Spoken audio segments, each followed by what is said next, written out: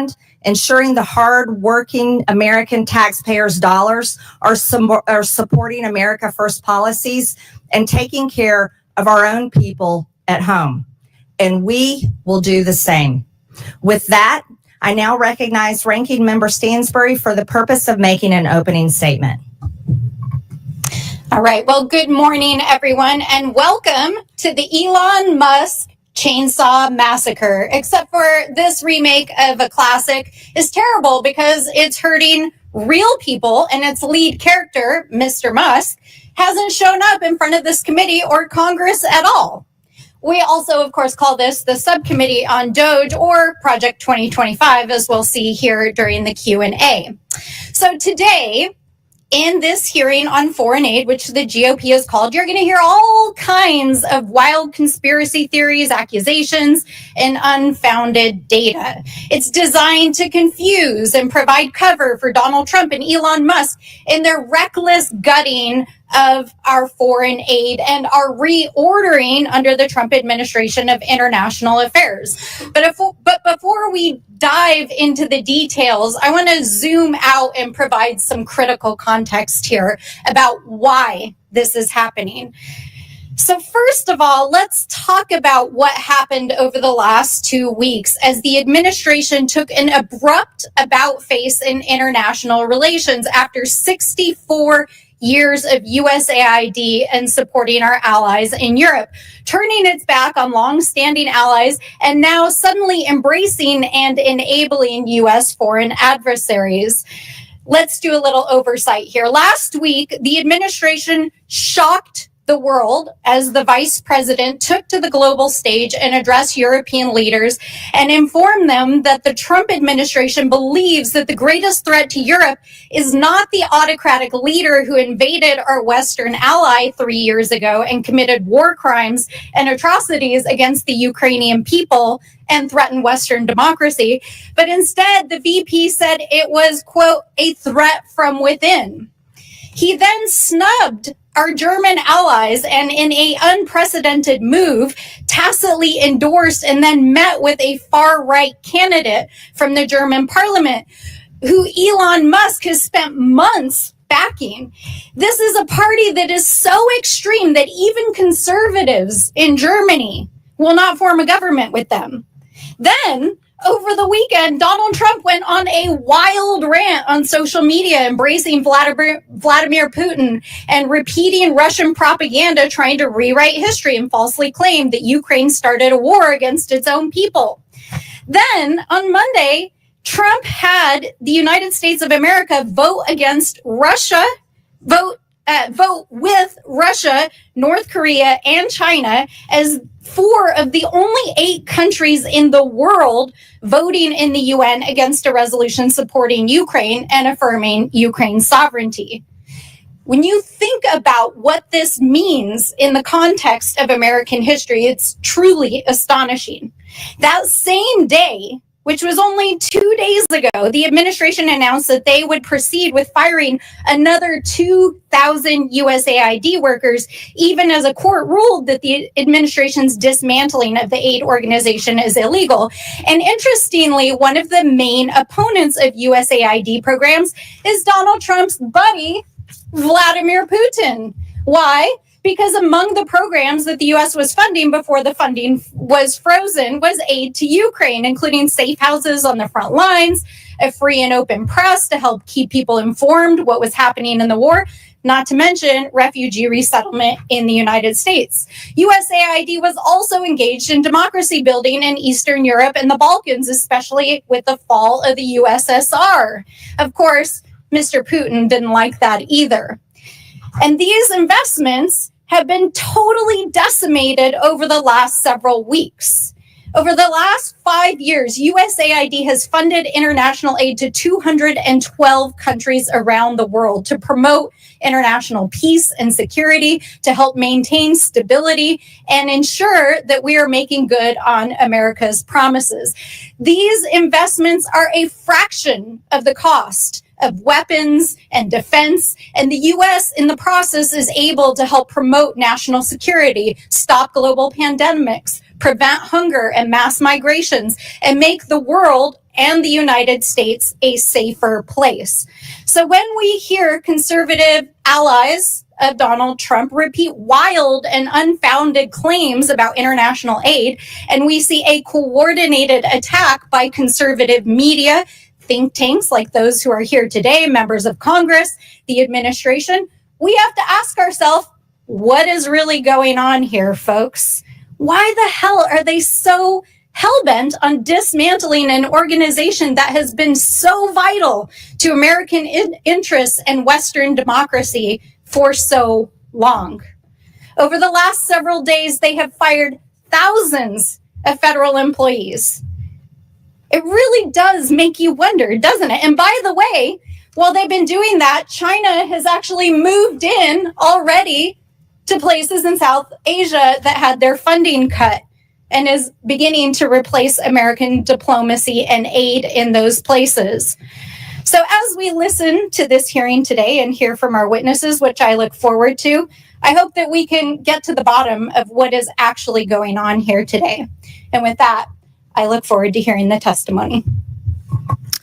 January 24th, Secretary of State Marco Rubio gave an order that came with a waiver for emergency food assistance, which was broadened even further several days later for life-saving services. Secretary Rubio has stated very clearly, we have a blanket waiver, and anybody who tells you they don't understand it, let me repeat it in very simple words. If it saves lives, if it's emergency life-saving aid, food, medicine, whatever, they have a waiver. I don't know how much clearer we can be. And if we're not applying it, then maybe we're not a very good organization and maybe they shouldn't be getting any money at all. Additionally, in-kind food assistance purchased from U.S. farmers is continuing. I'm pleased to introduce our witnesses today. Max Primorak is a senior research fellow at the Heritage Foundation's Margaret Thatcher Center for Freedom. He has more than 30 years of international work experience, including as acting chief operating officer at USAID and as a USAID contractor. From 2018 to 2019, he was an administration envoy to Iraq, overseeing a $400 million genocide recovery initiative to facilitate returns of Christians and other persecuted religious minorities. Greg Roman is the executive director of Middle East Forum. He is a frequent commentator about Middle East affairs on both national and international news channels and studied national security and political communications at American University and Interdisciplinary Center in Herzliya. Tyler O'Neill is senior editor at the Daily Signal and author of The Woktopus, The Dark Money Cabal Manipulating the Federal Government. He is a writer and commentator on federal policy and has appeared on both local and national news outlets. Finally, Noam Unger is the Director of Sustainable Development and Resilience Initiative at the Center for Strategic International Studies and a senior fellow with the Project on Prosperity and Development. He has served at both USAID and the U.S. Department of State. Again, I want to thank all of you for being here to testify today. Pursuant to Committee Rule 9G, the witnesses will please stand and raise their right hand. Do you solemnly swear or affirm that the testimony that you are about to give is the truth, the whole truth, and nothing but the truth, so help you God? Let the record show that the witnesses answered in the affirmative. Thank you. You may take a seat. We appreciate you being here today and look forward to your testimony. Let me remind the witnesses that we will have read your written statement and it will appear in full in the hearing record. Please limit your oral statement to 5 minutes. As a reminder, please press the button on the microphone in front of you so that it is on and the members can hear you. When you begin to speak, the light in front of you will turn green. After 4 minutes, the light will turn yellow. When the red light comes on, your 5 minutes have expired, and we would ask that you please wrap up. I now recognize Max Primorak for his opening statement. Madam Chairman, thank you for this opportunity to testify before this very important subcommittee. The views I express here today are my own. Over the past few weeks, indeed, we have been treated to a daily litany of examples of waste, fraud, and abuse of taxpayer-funded foreign aid. USAID and the State Department used foreign aid as a global platform to push radical and even obscene ideas that have shocked and angered the American people. One cannot help but ask, was there anyone in the room raising their hand to say, this is not a good idea? This might cost us our bipartisan support in Congress. We might lose the trust of the American people. Yes, foreign aid should be a tool to advance our national security interests. In the past, it did. Today, it does not. Frankly, it has been doing harm. While spending more on aid, there is more world poverty and hunger today, more political instability, and developing countries are more beholden to our adversaries. At USAID, I co-chaired an interagency working group that put all aid projects through a counter-China lens. That was dismantled. Instead, the Biden administration wasted billions of dollars on a global green agenda that forced poor countries to rely on China for their energy needs.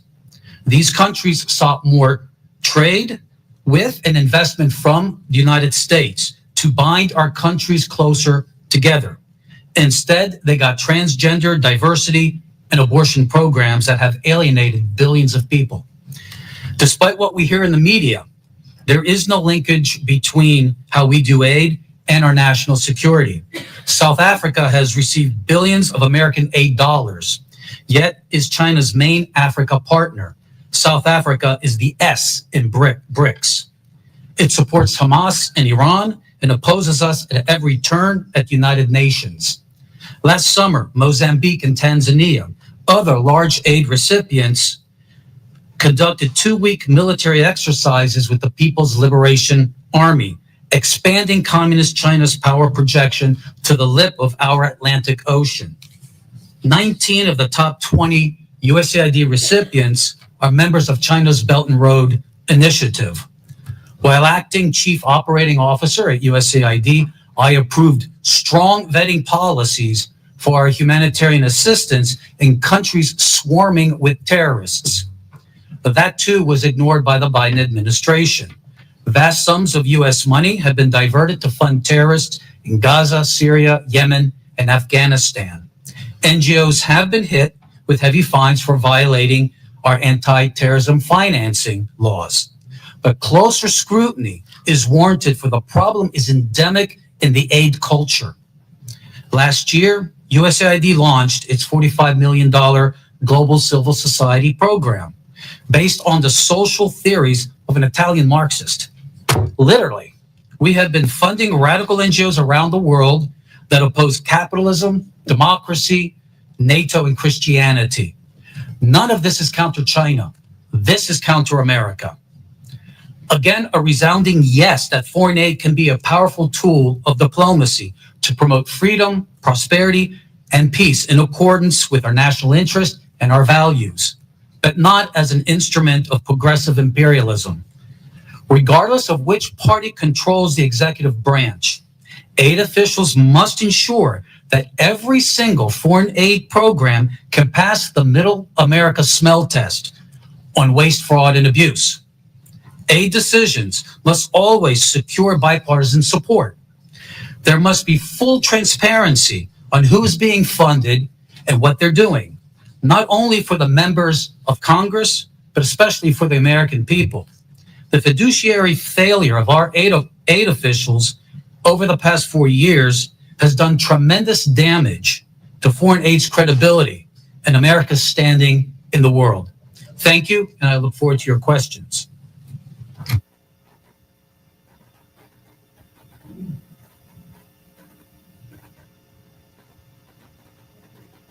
Thank you. I now recognize Greg Roman for his opening statement. Madam Chairman, ranking member, and distinguished members of this committee, thank you for the opportunity to speak today. My name is Greg Roman, Director of the Middle East Forum, and I'm here because there's a fox loose in the henhouse of our foreign aid system, a system intended to uplift lives abroad that instead has funneled millions of taxpayer dollars to radical and terrorist-linked organizations. If we don't fix these fences now, we risk fueling violence against our allies, our troops, and potentially ourselves. Let me be clear.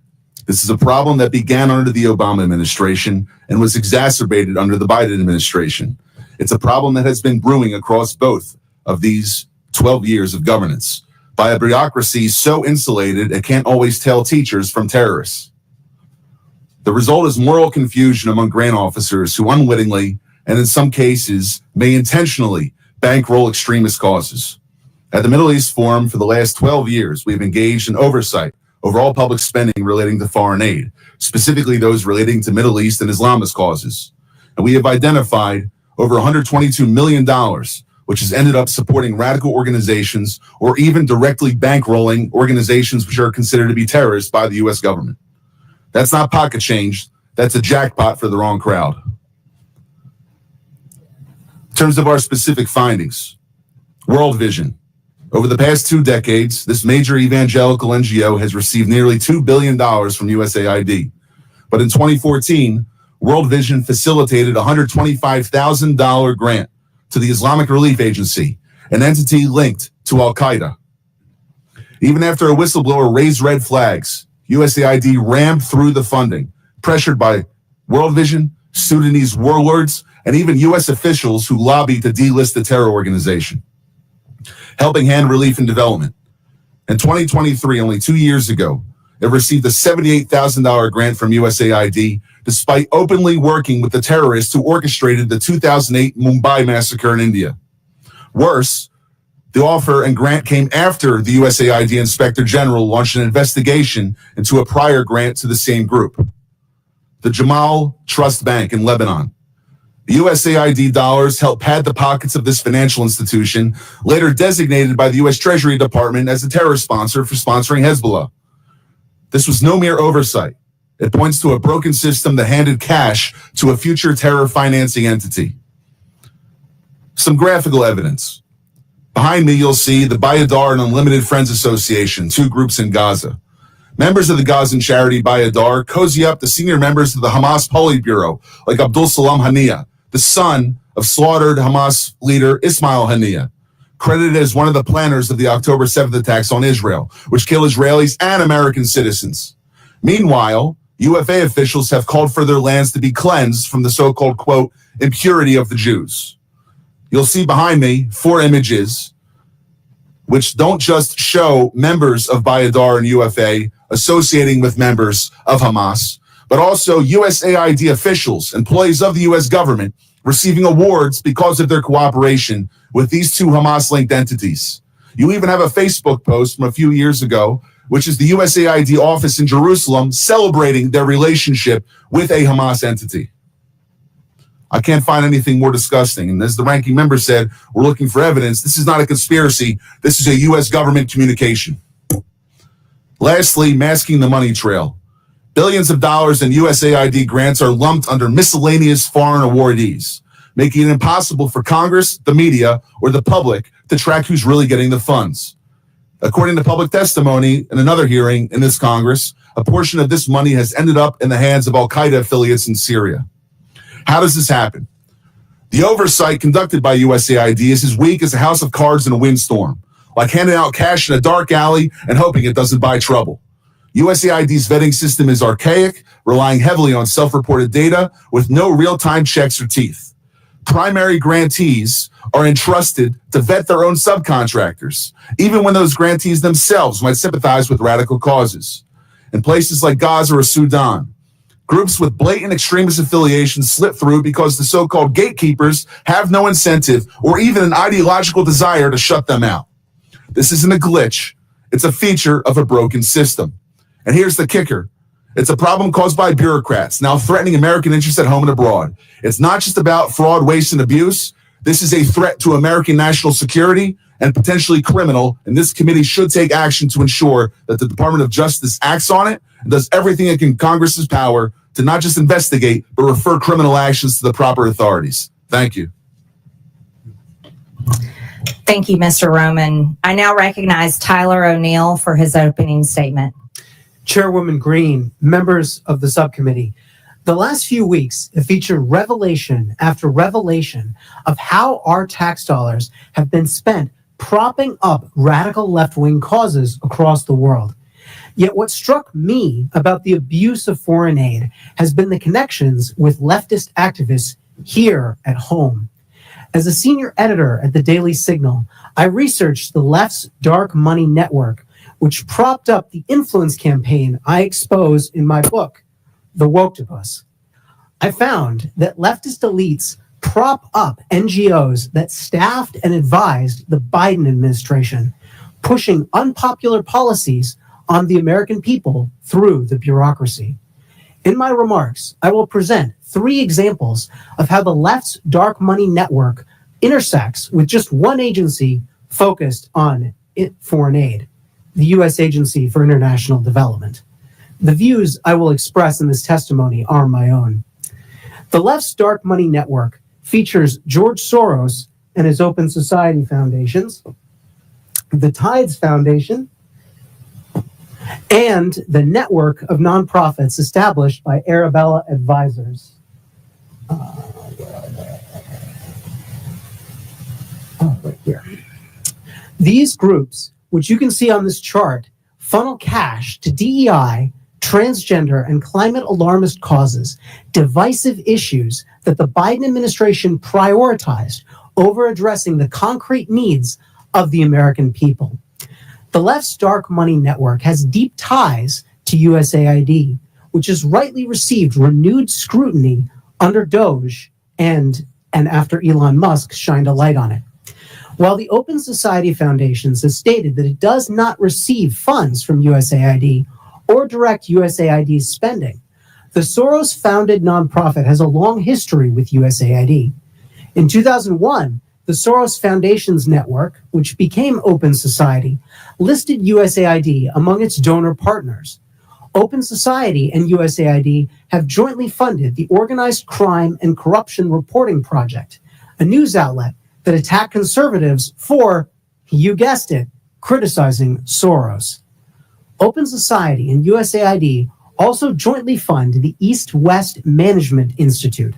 Among other things, the institute launched court changes in Albania that critics allege resulted in the prosecution of Albanian opposition leader Sali Berisha, silencing the opponent of the country's socialist prime minister. Open Society has hired at least 5 former USAID staff, including at least one high-level official who worked at USAID providing services amid political transitions in foreign countries.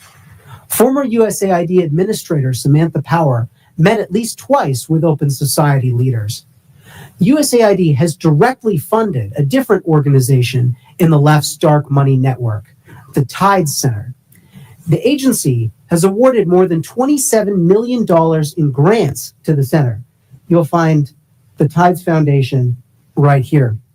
The Tides Center has funded many of the leftist groups that influence the Biden administration, and it also operates its own in-house nonprofit called Palestine Legal, which represents anti-Israel rioters in court and gives them legal advice. Former USAID staff have also gone on to work for Arabella Advisors, which is a for-profit company that set up pass-through nonprofits. These groups allow donors to support specific projects without being associated with these projects. One of the nonprofits, New Venture Fund, set up a secretive group called Governing for Impact. Even though Governing for Impact had existed for barely 2 years and did not appear in a Google search at the time, its leaders met with and advised top staff in the Biden administration, executive-level bureaucrats who oversaw the vast federal bureaucracy.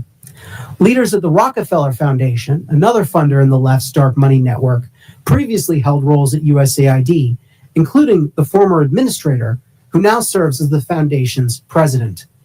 Other USAID staff have gone on to work at the nonprofits that staffed and advised the Biden administration, including the Center for American Progress, the Human Rights Campaign, and the American Civil Liberties Union. Personnel is policy, and these connections between the left's influence campaign on the Biden administration and USAID reveal how woke elites have captured the enterprise of foreign aid. Thank you. Thank you. I now recognize myself for 5 minutes of questions, and I will inform this committee and the public watching that pardon? Oh, sorry. I'm sorry, Mr. Unger. Apologize. I didn't mean to skip over you. I now recognize Mr. Unger for 5 minutes. Madam Chair, Ranking Member Stansberry, distinguished members of the subcommittee. I am honored to share my views with you. They are my own and not those of my current or former employers. I have served at USAID and the State Department in multiple roles and in non-governmental positions focused on U.S. foreign aid reform and global development. My government service took place during the administrations of Presidents George W. Bush, Barack Obama, and Donald Trump. Every U.S. administration since World War II has wanted to shape foreign aid in line with its goals. But strangling the system into extinction is akin to unilaterally disarming at a time of mounting geopolitical competition for partnerships globally. Throwing away our toolbox does not make us safer or well-positioned to influence the world. Our set of foreign aid tools reflects enlightened self-interest. With it, the U.S. countered communism and enhanced the education, farming productivity, and health of people around the world while also saving lives. Our international AIDS and malaria programs have collectively saved more than 35 million lives over the past couple decades. U.S. assistance has also built partnerships and economic growth, so much so that 11 of America's 15 biggest trading partners were former recipients of U.S. foreign assistance. We are now in a period of renewed geostrategic competition. China has been vying with the U.S. for partnerships across the global south, inking deals where it can. China can and will fill soft power voids left by the U.S. Other potential threats to our security are also connected to developing countries and fragile states. From the potential resurgence of ISIS in the Middle East to the spreading influence of Islamist militants and Russian mercenaries across the Sahel. On the eastern edge of Europe, Russian aggression may continue to grow unchecked, and in Colombia, the strife from neighboring Venezuela is spilling over to yield the worst violence in a generation. With that backdrop, the administration has abruptly and collectively disabled U.S. tools of foreign assistance. The White House has said it is cutting programs that do not benefit Americans, but their approach is dismantling many programs that help Americans, thereby cutting off our nose to spite our face. This is evident in many ways. First, the government has purchased more than $2 billion in food aid annually from American farmers, and American farms supply more than 40% of the food aid USAID sends around the world. But with the foreign aid freeze and stop work order, rice, wheat, and soybeans are going to waste in transit and in ports. In Houston alone, hundreds of tons of American-grown wheat have been stranded. The recklessness of the current approach is evident in health efforts, too. We need our foreign aid to prevent outbreaks of infectious diseases from spreading before reaching our shores. But U.S.-funded early detection and treatment for deadly diseases like Ebola have sputtered to a standstill. Even where very few waivers have been issued for some life-saving assistance, reports from implementers indicate that few, if any, programs have actually resumed due to payment systems not functioning and USAID staff layoffs. It is also counterproductive to eviscerate programs focused on other transnational concerns, ranging from conflict and corruption to migration and the trafficking of people and drugs. This unserious review process is additionally causing our government to be tied up in court cases that may drag on for years and prove costly in connection to broken contracts and potential violations of law. These losses are unnecessary, even if, or perhaps especially if, you believe, like I do, in the need for reforms. It is critically important to be able to differentiate between waste and congressionally appropriated projects that may reflect different policy priorities. Waste is the food rotting in ports. It's the purchased medicines that cannot be distributed. It is the cutting of programs and firing of people that then in turn prevents this administration from being able to meet its own foreign policy goals. Going forward, government will need an oversight approach to programming that includes the following. 1, a congressional notification and review process so committees can pause or halt projects. 2, implementing partners should undergo audits and submit detailed plans and quarterly expenditure reports. 3, in highly insecure contexts, there should be a vetting of key program staff against classified counterterror databases before US dollars are spent. And 4, An inspector general should be empowered to conduct investigations and other activities to help identify, prevent, and punish any proven misuse of taxpayer funding. The issue before you today is that these elements are precisely the safeguards that have already been in place at USAID, but the staffing to carry it out has just been gutted.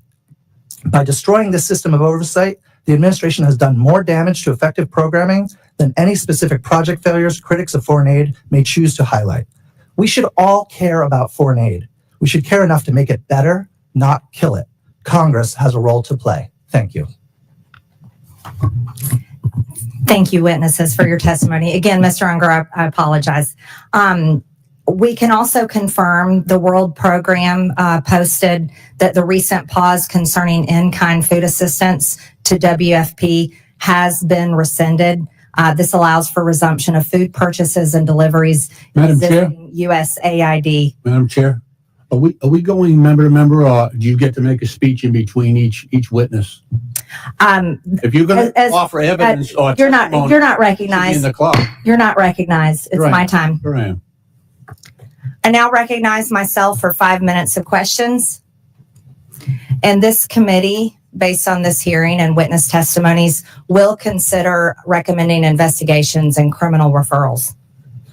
When Joe Biden was president, his son Hunter was on the board of a Ukrainian energy company called Burisma.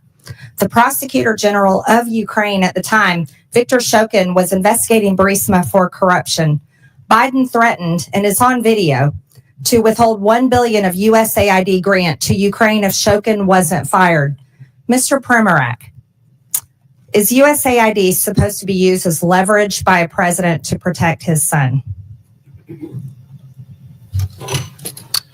No, we call that corruption. Mr. Primorak, in your estimation, roughly what percentage of USAID funding is doled out to bad actors or to efforts that don't have the best interests of Americans in mind? I think what troubles me most is learning, I believe last year, following the hard work of the House Foreign Affairs Committee and Senator Joni Ernst, that USAID has been paying out over 50% to overhead charges. The Office of Inspector General of USAID criticized the agency for not knowing the overhead charges being handed out to all of these actors for $142 billion of disbursements. That is extremely troubling. Yes. Mr. Primorak, Samantha Power, Biden's USAID administrator, openly spoke about her agency's efforts to promote democracy around the world. In your estimation, Mr. Primorak, is that what she was doing? If not, what was USAID doing during the Biden administration? Let me cite the Holy Father, Pope Francis, who accused USAID and other donors of promoting ideological colonization, pushing a radical ideology onto the developing world that is anti-family and anti-life. It has been asserted that USAID spent tens of millions of American taxpayer dollars to promote propaganda in Brazil in the lead up to the Bolsonaro-Lula election in 2022. It has been claimed that this funding was used to pass censorship laws and silence Bolsonaro's online presence, and even bar him from running for office in the future. Mr. Primorak, can you offer any insight into these allegations, or at least comment on whether the U.S. should play a role in toppling democratic processes around the world? I think what we saw was USAID weaponized by the Biden administration and by Samantha Power to attack any party that was conservative. It just didn't happen in Brazil. It also happened, for instance, in very pro-America, Poland and Hungary as well.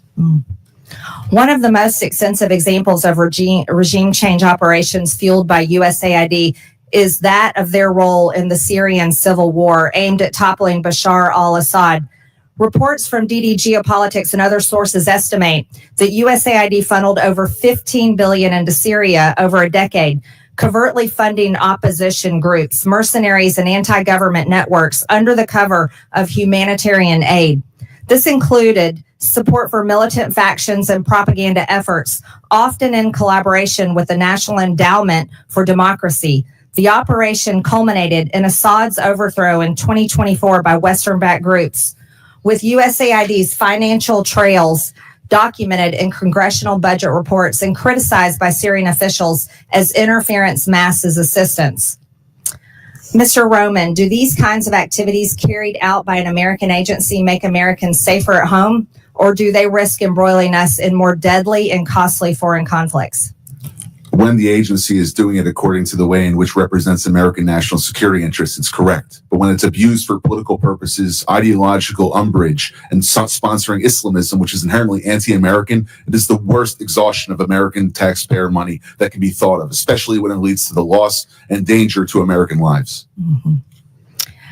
In 2014, during the Euromaidan uprising in Ukraine, which led to the ousting of President Viktor Yanukovych, USAID is estimated to have spent billions of dollars on civil society initiatives that were allegedly designed to destabilize the pro-Russian government. USAID specifically funded NGOs and media outlets that amplified the anti-Yanukovych sentiment in an effort to align Ukraine more closely with the West. We also know that 9 out of 10 of Ukraine's major media outlets receive funding from USAID.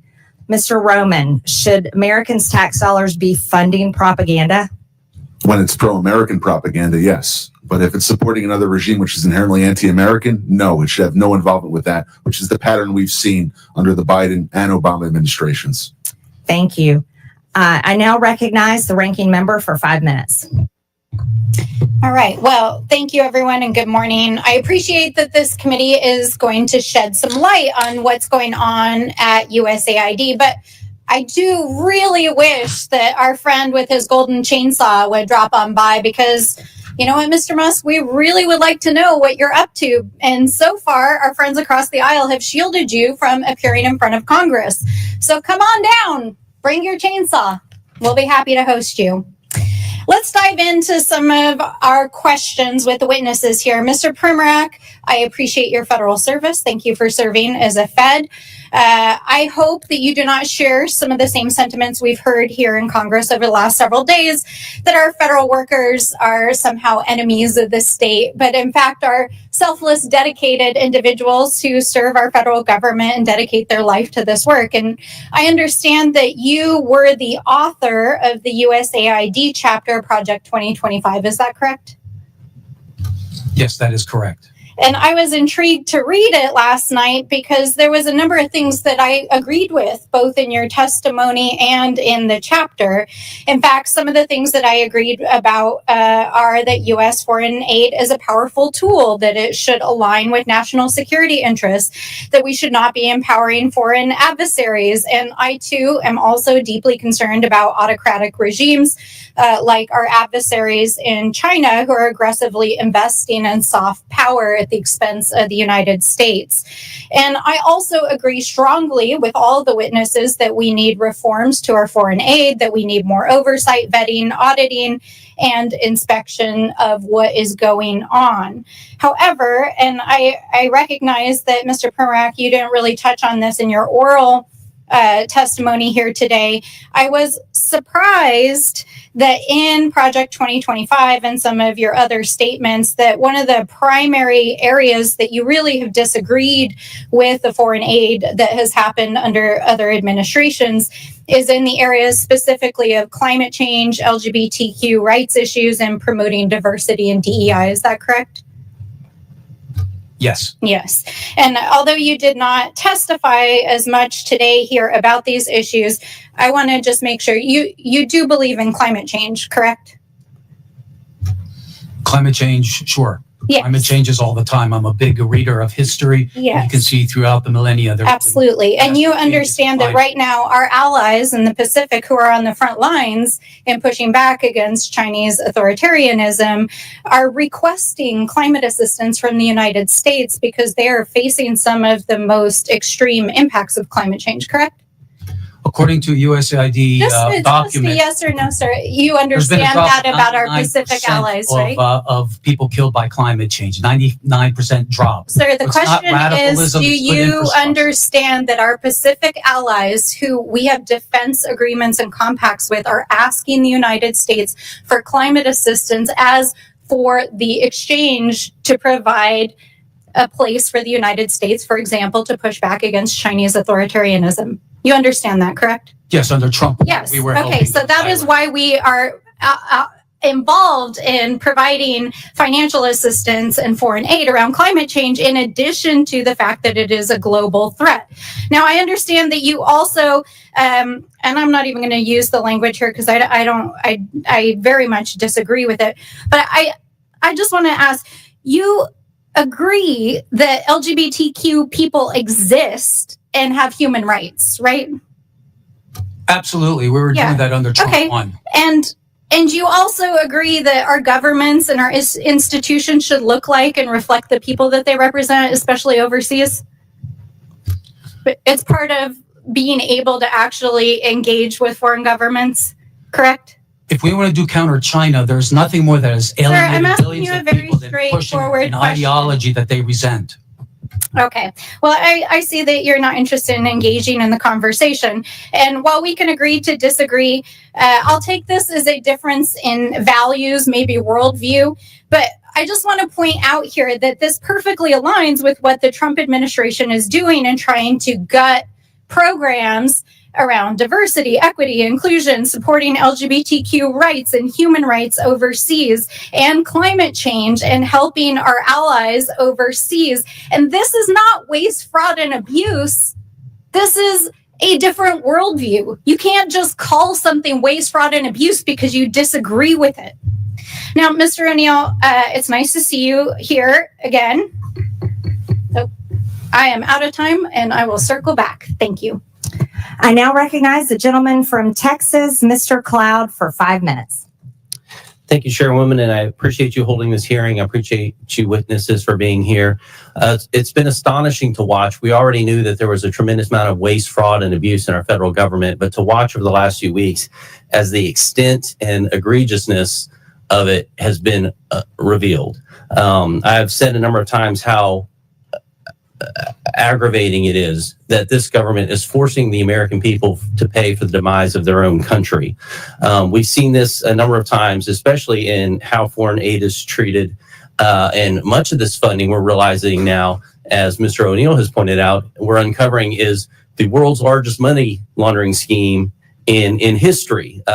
And so I would like to think that if these kind of things were put to a vote, that our friends on the left wouldn't vote to support a pickle maker in the Ukraine, or to have transgender operas in other countries, or to send people to Paris Fashion Week and the like. I would like to think if that was a vote, that would also get a no vote on the other side of the aisle, that this is stuff that is not necessarily, the taxpayer dollars shouldn't be funding.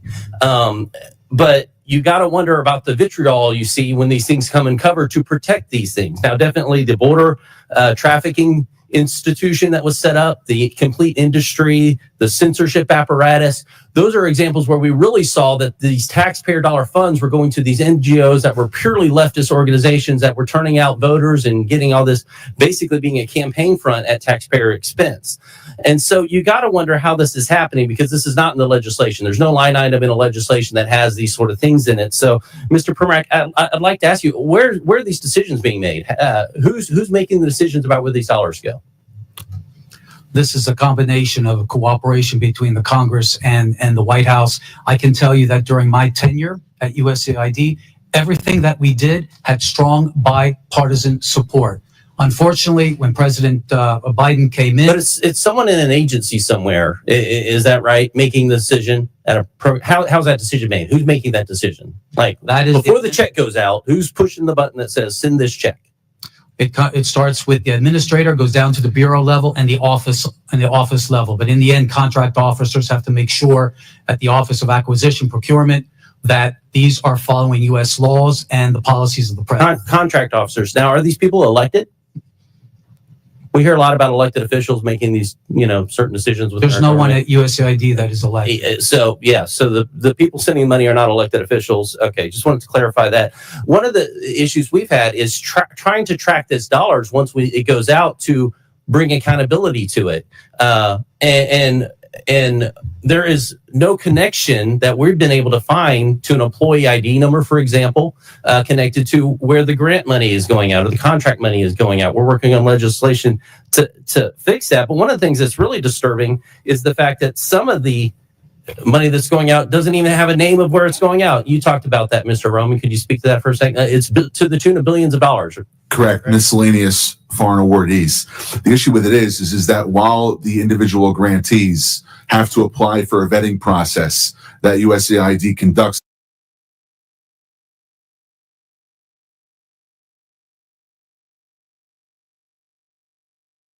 on delivering on government efficiency will come to order. Welcome, everyone. Without objection, the chair may declare a recess at any time. I recognize myself for the purpose of making an opening statement. Good morning. I want to welcome everyone today to today's DOGE to apply for a vetting process on delivering on government efficiency will come to order. Welcome, everyone.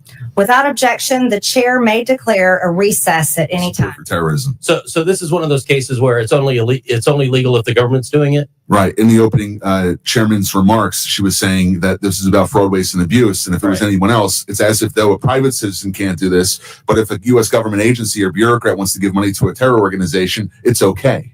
Yeah, I find that atrocious. I think the American people do too. Mr. Pribrak, I want to touch on one thing because I've talked to ambassadors across the world, and you hear this. We'd like to align ourselves with the United States. We don't want to align ourselves with China, but when we're talking to China, they're talking roads, bridges, infrastructure, those kind of things. Things we traditionally know as soft power. But right now, when they're talking to the United States, what they've gotten from our State Department over the last few years is social re-engineering. Many of them have come to say, you know, our nation espouses Judeo-Christian values. They don't. And even as I talk to pastors across our country who are working to send millions into missionaries, their eyes in Christian universities to understand the fact that our State Department is actually sending billions to counteract those ideals. Could you speak to that? You can quickly answer, and we have to move on. I've spoken to many foreign African officials, for example, when they're meeting with Mr. Blinken, they were ready to talk counter-genocide. Instead, they got to social re-engineering. Okay. I now recognize the gentleman from Massachusetts, Mr. Lynch, for 5 minutes. Thank you, Madam Chair. First of all, I want to thank the witnesses for helping the committee with its work. I've been here a while, so I was here actually when President George W. Bush was confronted with wars in both Iraq and Afghanistan. And in the midst of that, members of this committee, I was in the lead because I was chair of the National Security Subcommittee. We went to Iraq and Afghanistan, and we vetted some of the billions of dollars that the president spent over there. Some of it was wisely spent in the best interest of protecting our sons and daughters in uniform. Others purely wasted that I think fell into the hands of our enemies. I think that has been true of every administration that had tried as they might to strengthen America's national security by investments abroad. I do want to say that what troubles me greatly is that now we have a cessation of all foreign aid. And, just take Ukraine, for example. I know it's been $174 billion in aid from the U.S. to Ukraine. It's important to note that $174 billion, most of it was spent here in the United States and paying defense workers and defense contractors and putting Americans to work. 90% of that on the defense side. And then when you look at the grain shipments that we have made, not only to Ukraine, but to others, because obviously their agricultural systems are inoperable right now, those are American farmers. And Madam Chair, I would like to ask for unanimous consent just to submit this article from the Associated Press entitled "The USAID Shutdown is Upending the Livelihoods of Farmers and Other Americans." Without objection. Thank you, Madam Chair. So, and what also troubles me is that now we have a president saying that Ukraine started the war. And Mr. Roman, you're a really smart guy. You're up on this stuff. You pay attention. Do you seriously believe that Zelensky invaded Russia? Okay. No, sir. Okay. I'm just happy to hear you say that. I expected that, but look, members on this committee, some are new, so some weren't there, but we all sat in classified briefings for months where our defense and intelligence personnel would brief us and say, okay, this week, Vladimir Putin is moving his armored divisions from Vladivostok in eastern Russia, 4,000 miles, and positioning them in front of the Ukraine border, anticipating an invasion.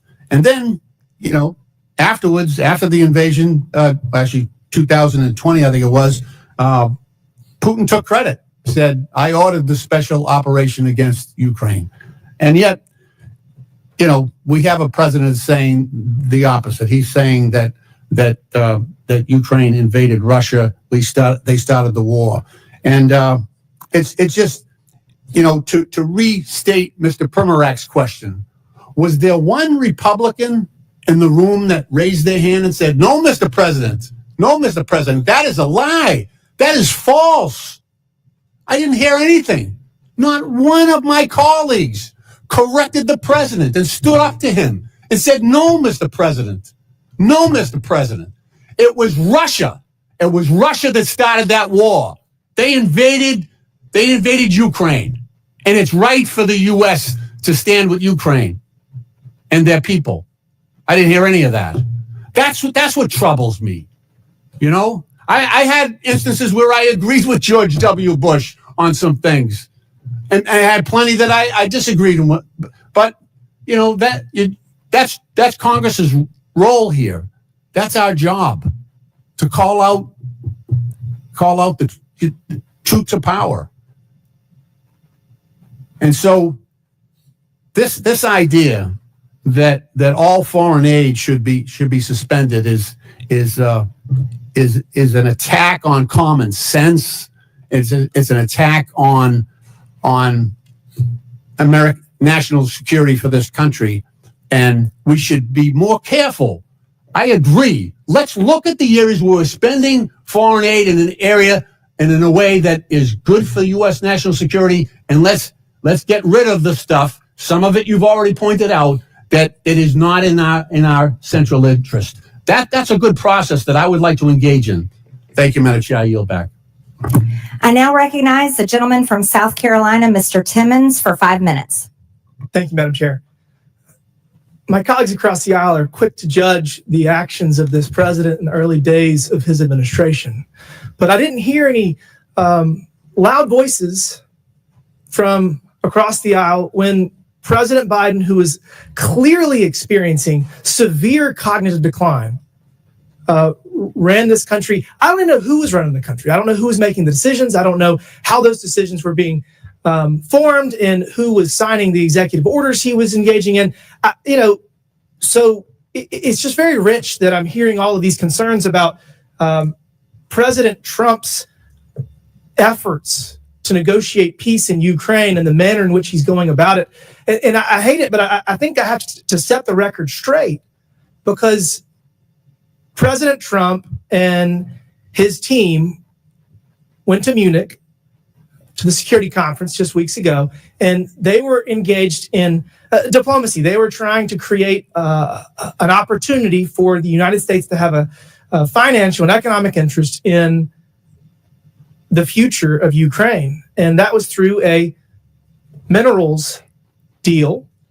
The U.S. has a strategic interest in having a long-term supply chain for rare earth minerals. And so President Trump said, we can get on board with this. Let's do this. It might not be the NATO membership that they want, but it's a close second.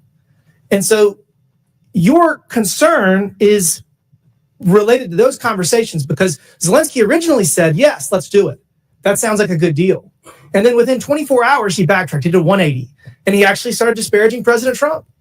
And he was disparaging the administration. So, President Trump said some things and tried to create pressure to then bring Zelensky back to the table. Oh, guess what? Guess who's on the way to Washington to sign the minerals deal? So I get it that my colleagues across the aisle want to throw stones at everything that President Trump does. My favorite was when President Trump was engaging with Canada and Mexico, and the Democrats didn't even have time to throw stones at his attempt to bring them to the table, secure their side of the border, because it only took them 4 or 5 hours to come to the table. The articles hadn't even gone to print yet. So look, President Trump is going to negotiate peace in Ukraine. He's going to bring all of our hostages home in Gaza, and he has deserved the leeway. Now to the issue at hand, USAID. 77 million people voted for President Trump because we are out of balance. The Biden administration, whoever was running the show, engaged in ridiculous policies that the American people disagree with, whether it's with DEI or trans policies, whatever it is. We're turning the page, and we're not going to abdicate our leadership in the global community. We're going to hit reset because we are so out of balance that all we can do is go to zero and then build back, because we're not going to spend $2 million on sex changes in Guatemala or $32,000 for a transgender comic book in Peru. These are ridiculous policies that the American people have overwhelmingly said they do not want. So, Mr. Roman, to the issue at hand, how do we make sure when we get our foreign aid back running that we don't give money to terrorists? That's a great question. So there's 4 recommendations that I would offer. The first is no more miscellaneous listings, as we had heard from the gentleman before. We have to use public vetting processes that require complete transparency, encourage independent audits, and mandate strict screening. Why did we not have transparency before? I have, for the last 18 months, been trying to get information about a grant made to what we believe is a Hamas affiliate. And the Freedom of Information Act Department, or the Freedom of Information Officer at USAID, has stonewalled me for the last year and a half. And this goes back all the way to 2015. It's as if bureaucrats think they know better. Bureaucrats think they know better. Guess what? We're going to create transparency across all of government.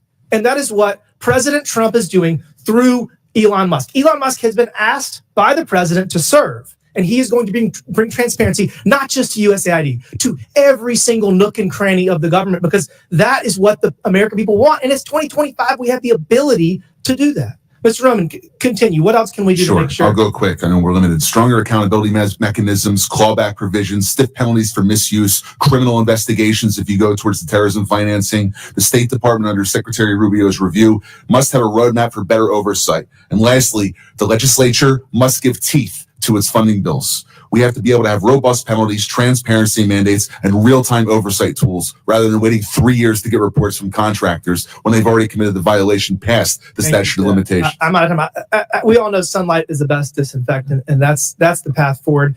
With that, Madam Chair, I yield back. Thank you. A member of the public audience made an obscene gesture. It was caught on camera to a member of Congress. I would like to remind everyone in the hearing room to follow the rules of decorum. Capitol Police will now remove the offender, and I expect members of the audience to maintain decorum. We'll take a pause for a brief moment.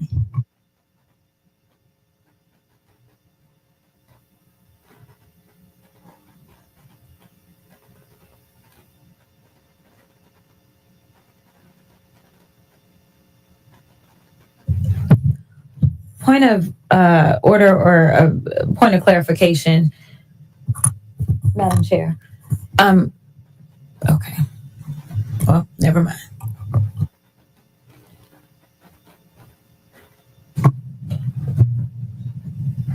Do you have a parliamentary inquiry? No. Okay. I'm okay now. Okay. I now recognize the gentleman from California, Mr. Garcia, for 5 minutes. Okay, well, thank you to our ranking member, our chairwoman, and I want to thank our witnesses for also for being here today. Thank you all for joining us. So this is obviously our second hearing on DOGE, and certainly as Elon Musk and Donald Trump work together to destroy our federal agencies. Now, a lot has happened in just the last few weeks since DOGE has been off rating the federal agencies that we care so much about. We know that FAA staff have been fired, making our airspace less safe. Veterans Affairs staff have been fired, risking services for our vets. Food safety and health staff have been fired as we face a bird flu pandemic. And all of our agencies have been thrown into chaos by Elon Musk's emails demanding, of course, that federal workers respond to with what they're doing in the last week, which he's now had to, of course, retract. Now, we're here today to discuss Elon's attack on foreign aid, which has been severe. And I want to also bring again, this is a pic of co-president Elon Musk, who, of course, is leading DOGE. And I brought this pic, of course, to our last hearing. And I know some folks were upset by it. But just to be clear, we know that Elon Musk is dangerous, he's incompetent, he's chaotic, and he's killing programs that we rely on. We know that he's helping to push through massive cuts to Medicaid that could rip healthcare away from millions. He's pushing tax cuts that will benefit him and his billionaire friends. And he is causing real harm to federal workers. Now, some of Mr. Musk's most damaging actions have actually been towards USAID, which we're discussing today. Over 14,000 adults and 1,500 infants have now been estimated to have possibly died because of the Trump administration's attack on AIDS treatment programs that are actually ongoing, as we know. They're hurting real people and damaging our national security. Now, if you look at this chart and you look at all spending in the government, and you want to look at foreign aid, of course, of which USAID is a part of, it's less than 1% of our total budget. USAID spends around $40 billion per year. Around $40 billion per year of this entire federal budget. Meanwhile, other parts of the budget, including, for example, the Defense Department, spend almost 16% of all federal spending in fiscal year 2025. It's in fact about half of other discretionary spending in this chart. Now, the Department of Defense is the only agency to never pass an audit. USAID actually passes audits all the time.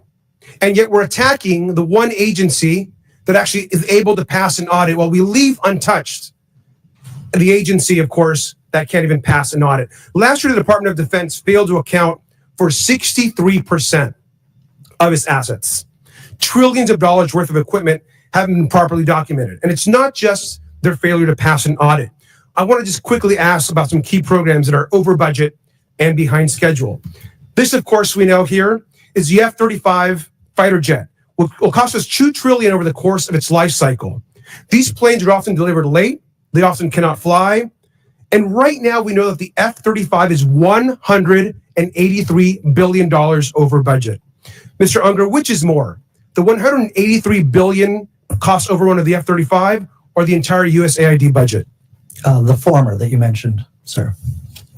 And this is the Littoral Combat Ship. The Navy, by the way, thinks this is basically useless in actual combat. Could have a lifetime cost of over $100 billion, according to ProPublica. Mr. Unger, that's also way more than the entire USAID budget. Is that right? Yes, way more.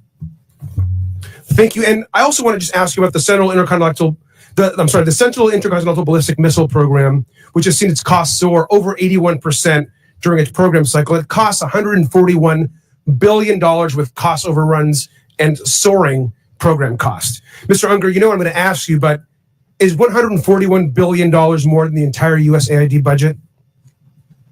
Absolutely. Mr. Unger, Elon Musk and his companies have received about almost $40 billion in government contracts, loans, subsidies, and tax credits.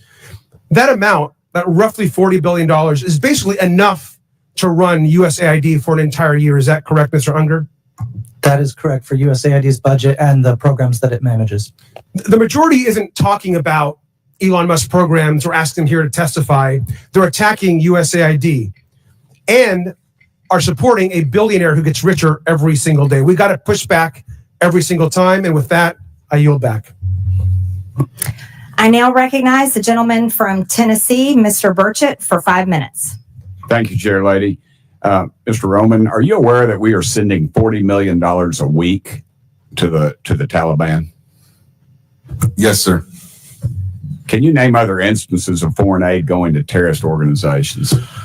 We have assisted al-Shabaab in Somalia. There's been instances of the Hamzi network in Sudan, Hamas, Islamic Jihad, Hezbollah, Kataib al-Hezbollah, Hayat Tahrir al-Shams in Syria.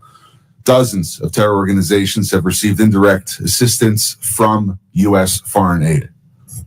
Could you elaborate a little bit on the mechanisms in place that are to stop foreign aid from going to terrorist groups, and why are they not working if we have any in place? Sure. And I would note that these are, you notice these are terrorist weaponry. You see some AKs, SKSs, some snipers, some clips, some clip carriers, probably made in China. And I believe these are small landmines here beside right there. Let's use Gaza as our case study. $2.1 billion in American taxpayers' money to Gaza since October 7th when Hamas invaded southern Israel. USAID money was going in terms of an emergency use authorization to try to go to parties that USAID formerly had a relationship with in the Gaza Strip. They had to have been vetted by OFAC. They should have been vetted against the special designated terror list from the State Department and from other Treasury organizations. Waivers were granted because they said that there was an emergency use to have that money come in to Gaza, thereby jettisoning the usual typical screening procedures. As a result, 90% of aid that was going from the United States by way of its agents in Gaza ended up in Hamas-controlled areas. And this is ridiculous. Essentially, what the U.S. assistance to Gaza did was underwrite the ability for Hamas to survive until the ceasefire was just passed a few weeks ago. There was no strategic thought for it, and there was no screening. Seems like the emergency might have been armed terrorists to kill civilians. Would that be accurate? That's accurate. And even more than that, Samantha Powers, the administrator for USAID, was intent on having Israel not be able to defend itself. To not be able to defend it. Correct. Mr. Pramarak, is that correct? How do you say that? Pramarak? I got Burchett, man. Nobody gets mine right, so don't worry about it. What is it? Pramarak? Perfect. All right, thanks, brother. How did terrorists exploit our foreign aid loopholes? Well, we have a lot of our Can international. you pull your mic up? I'm sorry. Can you hear me? Yes, sir. You have international NGOs and UN agencies actively lobby here in Washington, D.C. against vetting policies that would prevent it. I was the senior vetting officer at USAID, and what Hold on we a second. Did you say United Nations is doing this? The UN? Sure, everybody who's getting money lobbies here. That they're lobbying against us. I'm sorry, Mr. Roman. There's actually someone who used to work for one of those lobbies, the largest NGO lobby, Interaction. One of our co-witnesses here worked for them from 2018 to 2023. USAID effectively self-funds its own external private lobby that then goes back to Congress and asks for more money for USAID. So the taxpayers fund this lobbyist who's working against American interests. Correct. Possibly killing our allies and possibly Americans. They bring together groups in Washington that overseas work with groups that kill Americans. Yeah, I don't need a flow chart to show that. I appreciate it. Do you think USAID programs have been aligned with the national security interests of the U.S.? No, they have not. They have actually helped China. Mr. Roman? No. Okay. How do these programs compromise our national security, Mr. Pramarak? They actually push China. They actually push much of the world towards China on the green energy agenda. They push people, ordinary people, billions of people towards China because of the resentment caused by our social reengineering. Are we being lobbied by these pro-communist China groups currently? A lot of these countries don't even have to lobby because they get the money anyway, like South Africa. Yeah, and in fact, these lobbyists have come to the House and have tried to kill legislation like H.R. 160, which was meant to increase transparency in USAID's funding of overseas organizations. Is that a current piece of legislation? That's from the last session. And give me that number again. H.R. 160. And what does it do? It was meant to give U.S. lawmakers the ability to have higher transparency in terror financing investigations aimed at scrutinizing extremist groups. Mr. Pramarak? We had a regulation before we left in the last administration that anybody who touches money in countries where there's terrorists, those names have to go through databases, terrorist databases. That was overturned by Biden. Overturned by Biden. Chair Lady, I am currently 5 seconds, but I wanted to mention something. There's a lot of rhetoric used on this committee, and I would urge my friends on both sides of the aisle, let's stick to the actual information. This rhetoric is, I've received death threats, and I know the chair lady has, and it needs to stop. We need to tone it down. Thank you, Chair Lady, and thank you. Thank you, Mr. Burchett. Madam Chairwoman, I'd like to ask for unanimous consent to enter a few items into the record relating to the waivers that have been provided by the Secretary. And because Mr. Burchett just went now, there is some reporting, and perhaps he's in the room if he'd like to respond, Madam Chair. In this reporting, it says that Representative Burchett told a reporter that he has a real problem with a report that 2 DOGE employees blocked PEPFAR funding that should have been granted a waiver by the Secretary, and said that if it was a mistake, they should have been fired. We also have numerous reports here that these waivers may exist, but they're not being enforced. And there are thousands of federal aid workers across the world right now that are stranded, as well as international aid that is sitting in ports and docks. If you have the documentation without objection. I'm not sure if my name was besmirched. Am I allowed to respond or not? It's fine either way. No, it's just a report. I'm not. Okay, but anybody that works for the president that goes against what he says, he has a right to fire them. So thank you. Absolutely. I now recognize the gentleman from Texas, Mr. Kassar, for 5 minutes. I'm going to do something that I've never done in a congressional hearing before, and that is plead for help from the American people, plead for help from my Republican colleagues on something that we actually all agree on, because lives are at stake right now. I'm going to start by describing the facts on the ground. Millions of people are at risk of dying of starvation in areas of the world where Democrats and Republicans have already agreed and committed to feeding them with American-grown food for humanitarian reasons and for global stability. But yesterday, I spoke with people in charge of warehouses in Sudan and Ethiopia, warehouses full of food, but because of DOGE, that food is trapped in the warehouse, out of reach of starving and dying moms and kids. In those 2 countries alone, 150,000 children and moms are at risk of dying this month if that food is not delivered from the warehouse to them right up the road. Everyone agrees that's not supposed to happen.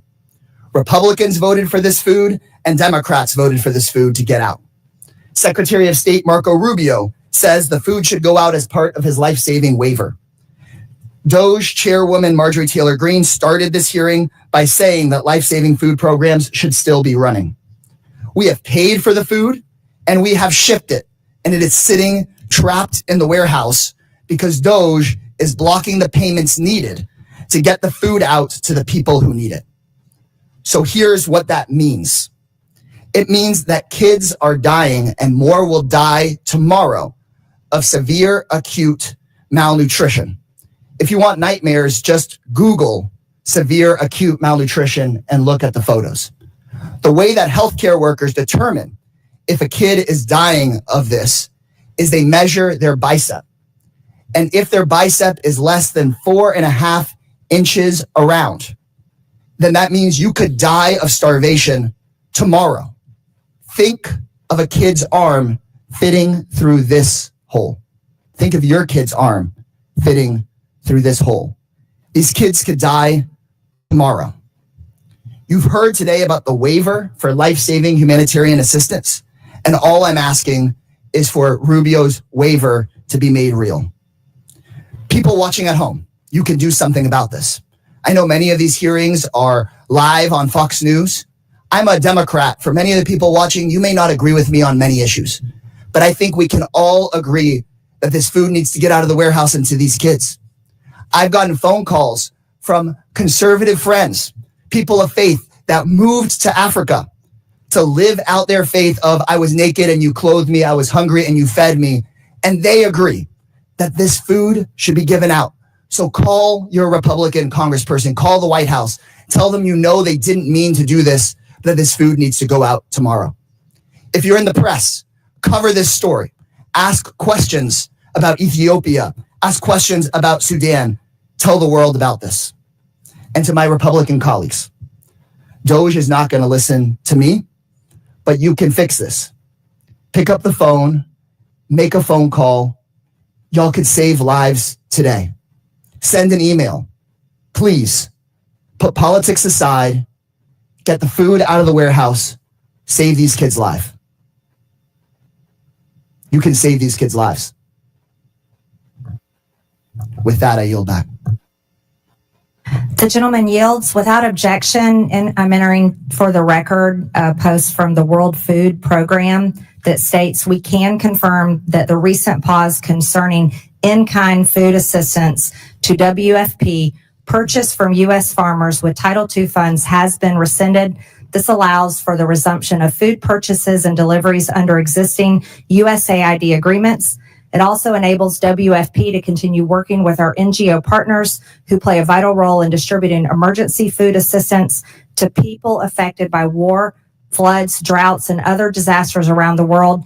WFP continues to work closely with the U.S. counterparts and all our donors to ensure consistent, uninterrupted emergency food assistance to hunger hotspots that span Sudan, South Sudan, Gaza, Haiti, and other crisis areas.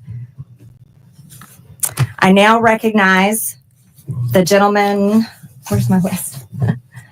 Now recognize the gentleman from Missouri, Mr. Burleson, for 5 minutes. Thank you, Madam Chairwoman, and good morning to our witnesses. I want to talk a little bit about the difference between real charity and fake charity or phony charity. Real charity is an individual seeing a need, feeling the love in their heart, the compassion for their fellow man, digging money out of their own pocket and giving it to the people in need. Government charity, fake charity, is taking from somebody else and giving it to whoever you think that you want to give it to. Let's call this USAID program for what it actually is. It is a disgraceful betrayal of the American taxpayer. It's all under the guise of being charity, but for years, the Democrats have turned USAID into their personal slush fund, funneling billions of our hard-earned tax dollars into a cesspool of left-wing propaganda, all masquerading under the guise of charitable aid.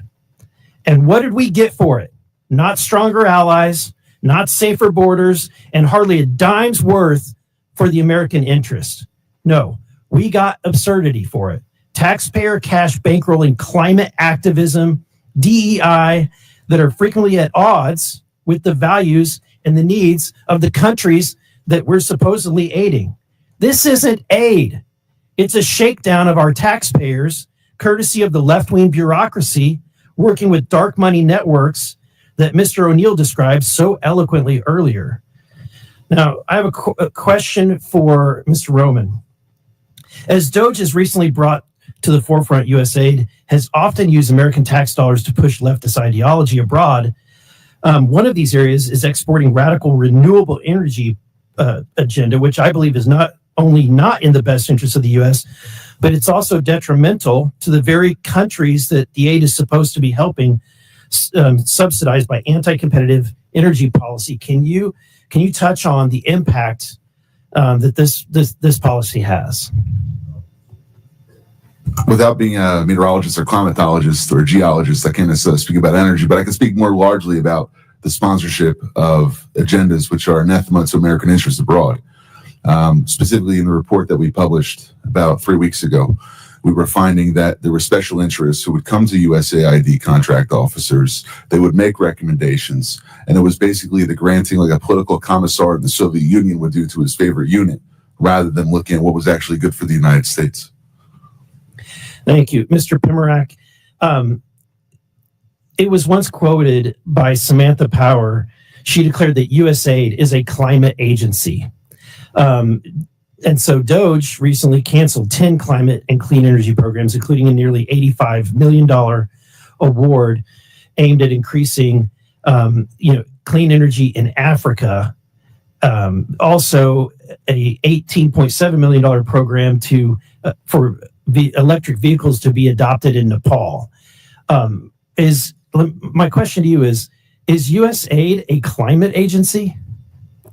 They wasted a lot of money on it. I can't think of any other agenda that has caused as much poverty and hunger as the climate agenda. For example, the higher energy costs hits the poor the hardest. For poor farmers in Africa that have to rely on natural gas-based fertilizers, it became too expensive, so crop yields just plummeted. And these countries at the same time were prevented from developing their own fossil fuel industries in which they could generate the income to finance their own social services.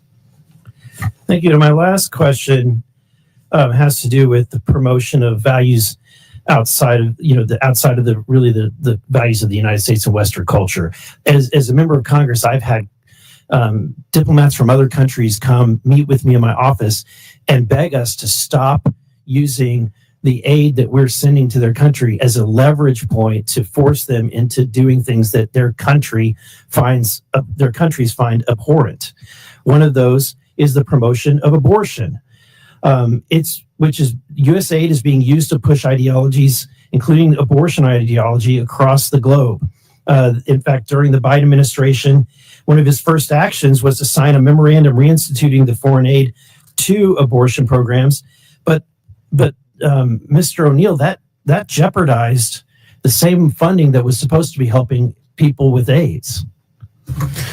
Yeah, we've seen throughout the Biden administration the impact of these far left organizations propped up by the left's dark money network, pushing a host of causes, particularly on abortion. I have a big chapter talking about the prosecution of pro-life protesters. Thank you. I yield back. I now recognize the gentlelady from Texas, Ms. Crockett, for 5 minutes. Thank you, Madam Chair.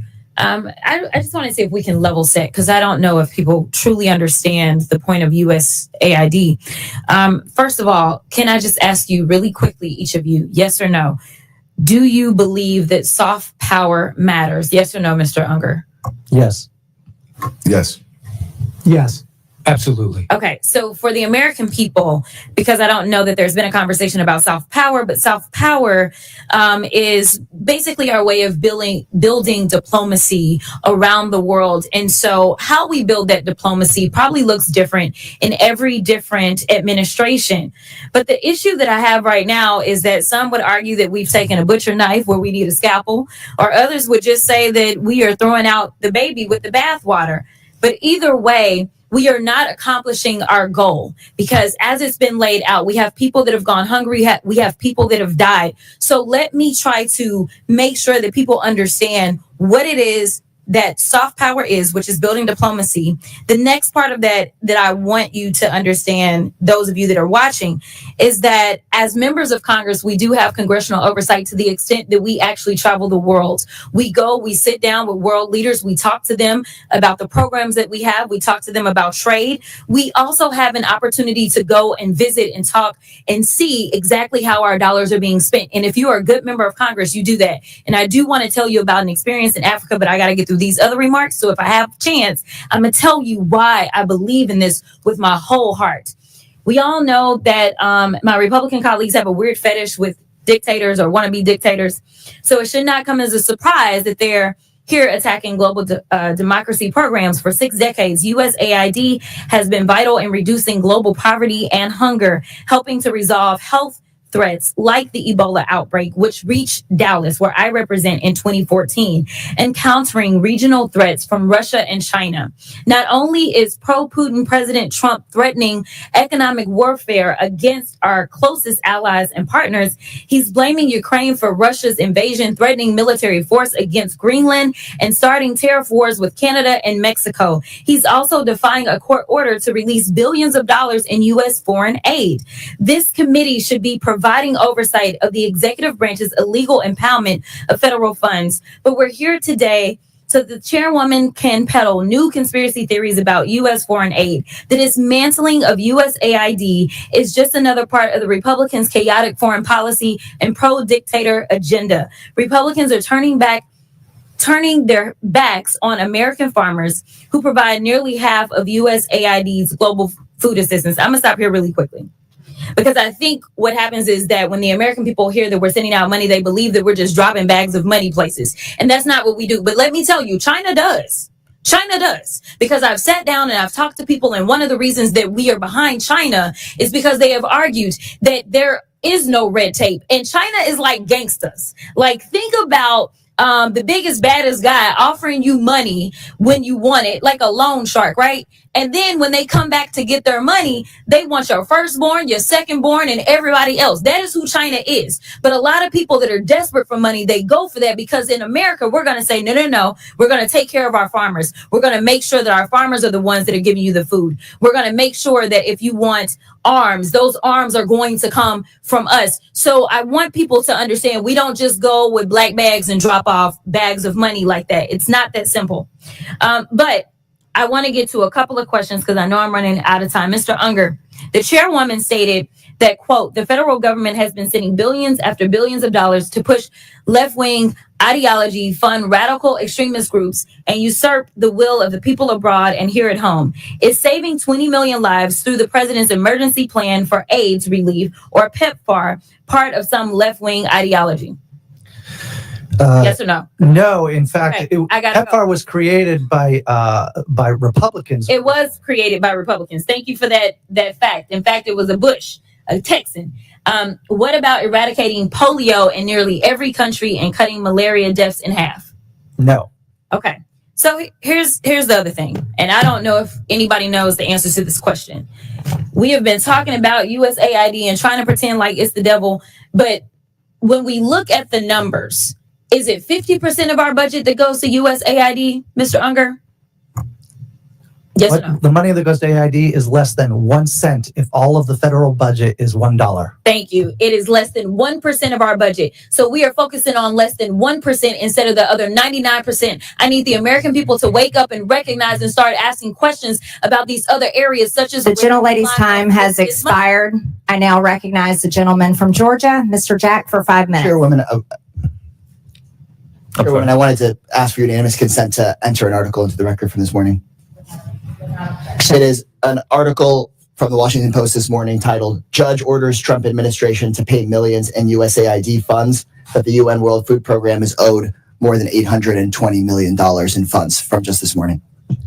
Without objection, so ordered. Mr. Jack? Well, thank you, Madam Chairwoman, and I want to commend you for holding hearings, trying to ensure that the taxpayer dollars is held accountable. Our last hearing, I just want to note for the record, we discussed the $2.7 trillion over the last 20 years that has been distributed through improper payments and wasted, taxpayer dollars wasted over the last 20 years, 2.7 trillion. And one of the things I want to talk about today are some of the general waste, fraud, and abuse we've seen within the USAID program. So if I could start with Mr. Primarak, what was USAID's original mission and mandate, and how has the agency strayed from those initial priorities from your perspective? It was started in the 1960s to combat Soviet imperialism, communist imperialism, and it did a good job. It responded to a lot of natural disasters, did a good job, helped to integrate former Warsaw Pact countries as allies of the United States, did a good job during the Clinton administration, but especially afterwards in the Obama administration, and it went full scale under the Biden administration, started pushing a social reengineering agenda. And if I can speak to that for a moment, what would you say are the main deficiencies in USAID's vetting and oversight process that has led to this waste, fraud, and abuse? It's an aid industrial complex that refuses to have accountability and oversight. And Mr. Roman, if I could ask you just to expand upon that.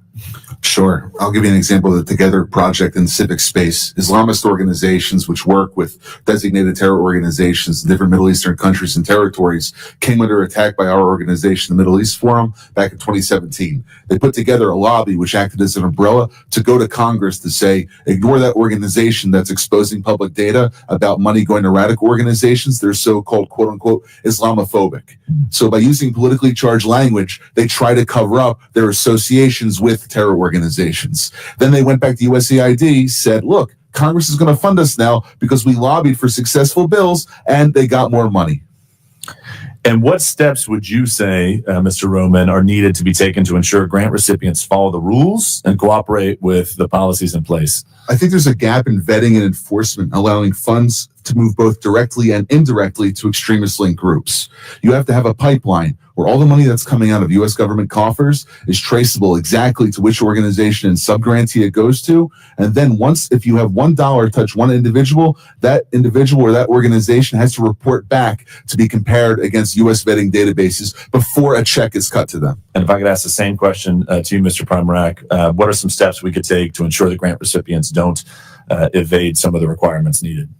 I think we need to have a consolidated website where every single award and sub-award is on there, where not only members of Congress can look at it, but the American people who fund this can go through it. And that's the kind of transparency and accountability that's going to force folks to be careful what they do. And if I can just ask, we'll go back to Mr. Roman. I really appreciated that example. With what time I have left, could you offer any other examples of mechanisms by which entities evaded transparency requirements, something that we all talk about, and we've all seen the egregious spending across the board that's been illuminated by many members of this committee over the last 2 weeks. But when it comes to evading some of these requirements, I want to speak directly to that and enter that into the record to the extent you could share. There's a bifurcation of the problem. One is the organizations which are abusing U.S. taxpayer dollars, but the second is the bureaucrats who are allowing them to get away with it. Sometimes because they're not looking and being blind to the issue. Other times because they're intentionally pursuing an ideological agenda that Congress didn't appropriate or authorize. You have to direct funding to have individuals that are getting money to be able to authorize that money, and the reports on the grants that they make after the funding period is over should also be publicly available rather than just how much money was spent. In addition to that, there is many other individuals and partnerships that go beyond USAID. For instance, foundations supporting extremists, persistent lapses in sanctions enforcement, and also potential violations of U.S. criminal statutes. The report that we put out suggests that funding streams may have contravened laws prohibiting material support to terrorism, sanctions violations, fraud, and false statements, both by the grantees and some of the grantors. Well, I appreciate the testimony from both of y'all today and for all witnesses for appearing before the committee. Ultimately, I think what the chairwoman's been trying to do through these hearings is try to ensure that American taxpayer dollars are protected and used to the betterment of American citizens and our interests here in our country, and they're not wasted. And if I could just spend, Madam Chairwoman, the last 20 seconds of my my questioning today, noting that we in our committee should have a decorum. And the other side, after our last committee hearing, which should have been a bipartisan issue, talking about waste, fraud, and abuse within government programs going out the door, shortly after that hearing, one of our committee members called for real weapons to be brought to this political debate. And I think that's atrocious. I think that's egregious. And I would just like to note, I will reclaim my time, but I'd just like to note, Madam Chairwoman, that you're not recognized, Ms. Stansbury. You're not recognized. Time and you're spreading lies. You're not recognized, Ms. Stansbury. So I will just close by saying we should have more decorum in this and expect it, especially from the American taxpayers who are paying our salaries to be here. Thank you. Thank you. And I do want to agree with that. There was a member of this committee that went on CNN and said it's time for actual weapons to be used. That is documented. It's on video, and we will not tolerate that type of language and calls for violence on this committee. I now recognize the gentleman from Texas, Mr. Gill, for 5 minutes. Thank you, Madam Chairwoman, and thank you so much for holding this hearing today. We've heard throughout this hearing a bit more of the same shrill calumny against President Trump and Elon Musk that we've been hearing for months now. But I am happy that a few of our colleagues did concede that we need more oversight and auditing of our foreign aid. I'd like to remind them that every time Republicans try to do that and audit where government money is going, they try to stonewall us. So I hope that they will get on board with protecting the American taxpayer. I think as it relates to foreign aid, to the extent that we do engage in foreign aid, it of course should advance American strategic geopolitical interests, our commercial interests, and of course should help ameliorate major humanitarian crises. But it ought to be rooted in realism, which is a recognition that we have strategic interests abroad that we ought to advance, and it ought to be rooted in a rational conception of the way the world actually is, and not the way some leftist secular bureaucrat at USAID believes the world should be. I think that forcing transgenderism and novel sexual fetishes on more traditional cultures does not advance American interests. It alienates the United States on the world stage. We've also seen USAID money going to oppose many of our allies abroad. Madam Chair gave a few examples, and I'll give a few more here. We've seen USAID money funding efforts to influence elections in India against Prime Minister Modi. We've seen our ally Hungarian Prime Minister Viktor Orban accusing USAID of funding left-wing media outlets that are opposing him. We've seen USAID give $12.5 million just last year to the American Near East Refugee Agency, whose staff openly called for violence against Jews. The refugee agency also funded projects of the Unlimited Friends Association, which is a proxy organization for Hamas. This is not advancing our strategic interests abroad, and these are not promoting American values. Mr. Unger, I've got a couple questions for you. You've mentioned USAID as representing American ideas in action. Is that right? Yes. Do you believe that spending over $3 million for being LGBTQ in the Caribbean is a reflection of American ideas in action? I believe that the programs that are focused on global health, yes or no is fine. Yes or no will the programs that in global health and food security and economic growth. No, I'm not. I'm talking about being LGBTQ in the Caribbean. Is that a reflection of American values? Yes or no? I believe the programs that you're referring to are a reflection of. I'll take that as a yes. What about spending $70,000 for the production of a DEI musical in Ireland? Is that a reflection of American ideas in action? Yes or no? Yes. Yes. Okay, great. Do you think that spending $2 million for sex changes and LGBTQ activism in Guatemala is a reflection of American values?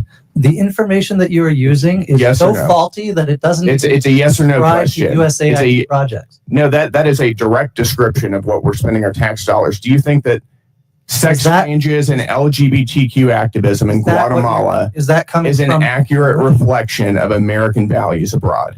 Is that a yes or no question? DOGE? Is that a yes or a no? What I want to understand this is a yes or no question, because they counted the same USAID program You're not going to filibuster. We're claiming my time here. We'll go to another one. How about $1.5 million to promote job opportunities for LGBTQ individuals in Serbia?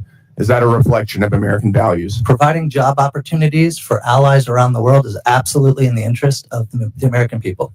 Well, I would like to maybe challenge you, if you really believe in promoting DEI. I've got about 20 seconds left. Then in giving jobs to somebody based on their minority status or the color of their skin or their sexual proclivities, you might want to consider stepping down from your job and giving it to somebody who has more minority points than you do. Well, if that were what DEI is about, maybe I would, but it's not what it's about. I now recognize the gentleman from Texas, Mr. Fallon, for 5 minutes. Thank you, Madam Chair. And my colleague from Texas did a very good job. Listen, the sky is falling. We hear it now, and not just in the DOGE subcommittee, but we hear it in oversight from our friends across the aisle. The sky's falling. The world's going to end. People are going to die. And then when they say Elon Musk's name, it's never Elon Musk. It's Elon Musk. Reckless gutting of the federal workforce and this hyperbolic fear-mongering is brought to you by the American left. Why I ask, and so many others, the DOGE committee Dems are using this, quite frankly, sloppy, lazy, wildly inaccurate, and really boring rhetoric. Because this administration and this president is finally acting boldly, because so many administrations in the past haven't. They're acting boldly and courageously to ensure, wait for it, that the American taxpayers' dollars fund federal workers that work. I know that may be a radical concept to some. Now, let's set the record straight as well. Secretary Rubio has made it sure he had issued a blanket waiver for any life-saving aid. I think it's $72 billion that we're spending. Is USAID the perfect vehicle for this aid? Of course not. We found that it isn't. And we also recognize that China has that Belt and Road Initiative, and they're licking their chops. And if we took that $72 billion out, they're going to fill that vacuum. So that's just hyperbolic nonsense that we do not recognize that there's a role to play for the United States in the federal aid space. But what we want to expose is $164 million going to radical organizations, $122 million of it to organizations that have aligned or at least tied to terrorists. So, Mr. Premarak, putting aside the massive issues of handing money over to terrorists and such, can you speak to other ways that our foreign aid has actually hurt United States efforts and interests to counter the malign influences, let's say, of the Chinese Communist Party? Our aid has created an international aid dependency. It's become international welfare. We need to put terms on these programs. The whole point of this is to help strengthen countries economically, politically, and become strong allies. We don't do that when we celebrate 30, 40, 50 years in a place. That means we are failing. The point of our jobs is to work ourselves out of a job. If we do that, if we focus more on trade, if we focus more on investment, we're going to create the kind of allies in the developing world that'll make us stronger in combating the China challenge. So you're talking about self-sufficiency, it sounds like. You're talking about taking a developing nation and helping it develop. And that's what they want. One of the countries that come to mind, for instance, that had a successful journey over the last 60 years is like a Singapore. They don't need foreign financial aid from the United States. They're a wealthy city-state now, are they not? Yeah, countries like South Korea, Taiwan, and other places benefited. Look at them now. Wild successes. Okay, so also, Mr. Premarak, while I got you, do you know of if USAID sent any funding toward lab research in Wuhan, China? Just what I've seen in the newspapers. Yeah, clearly we shouldn't be sending our foreign aid to China when they're our greatest adversary. Mr. Unger, thank you for being here. Just to follow up on some of the things that Mr. Gill was asking you, $2 million, and this is a source. This is from the Federal Award Identification Number. So this clearly happened on the USspending.gov website. $2 million to quote activity to strengthen trans-led organizations to deliver transgender surgeries. Do you think that's a good use of taxpayer money? I defer to Congress, sir. If Congress appropriated the money and was notified about the program, then I believe it's in the interest of the American people. Do you think it's a good use of taxpayer money? I believe it's a good use of taxpayer money for Congress. That is to very telling. funds. Thank you. I yield back to the chair. Thank you. Thank you. In closing, I want to thank our witnesses once again for their testimony today. And Chairman Comer was going to be here but got tied up. I now yield to the ranking member Stansbury for closing remarks. All right. Well, thank you, Madam Chairwoman. It's always a wild adventure here in the Oversight Committee. And as the language was just used, wild and sloppy is not what's happening in this committee, but what Elon Musk and Donald Trump are doing to our foreign affairs and foreign aid. And in fact, if my friends across the aisle would like to understand the real world impacts of the tens of thousands of Americans who've been laid off and the people who are suffering around the world, go home and talk to your own constituents, because we know they're coming to your town halls, and we know that behind closed doors, you are calling the president and you are calling secretaries and telling them that your constituents are upset and that you don't support what they're doing. So I do not appreciate you all sitting here pretending like this is not what you support. Okay? So let's talk a little bit about the gutting of foreign aid and global realignment that's happening under Trump. They're dismantling this agency. They're withholding funds. They're firing tens of thousands of U.S. aid staff. They're hacking federal data systems. They're stranding aid workers across the world. International food aid is rotting in ports. American farmers have lost millions of dollars in income. And a global realignment with our foreign adversaries, including Vladimir Putin, is happening at a scale unlike anything we have seen in American history. And the administration knows that these activities are illegal. They know that they've overstepped their constitutional authority. They know they're violating statutory law. They know they're violating appropriations law. They know that they're violating federal employment laws. And they know that they are reversing American foreign policy in a way that we have never seen before. And Donald Trump and his allies are trying to redefine the Constitution by tweet. They're threatening federal judges, intimidating federal employees, and yes, even members of Congress using the Department of Justice. And why? We don't know, because not a single person from the administration has come here to testify in this committee or in any committee about what DOGE and Elon Musk are actually doing. And if you look at the so-called transparency that Elon Musk put online, the math does not add up. Talk about wild and sloppy. Our friends across the aisle like to talk about how he's some sort of genius. And this dude couldn't even post a simple spreadsheet that adds up. It's literally off by tens of billions of dollars. You guys, that's wild. I mean, like, literally, that's wild. But in spite of this, our friends across the aisle are acting like everything's normal. And last night, they passed a budget resolution that not only is going to gut Medicaid and Medicare, but is going to make these cuts and federal firing permanent, even though they know it is making America less safe.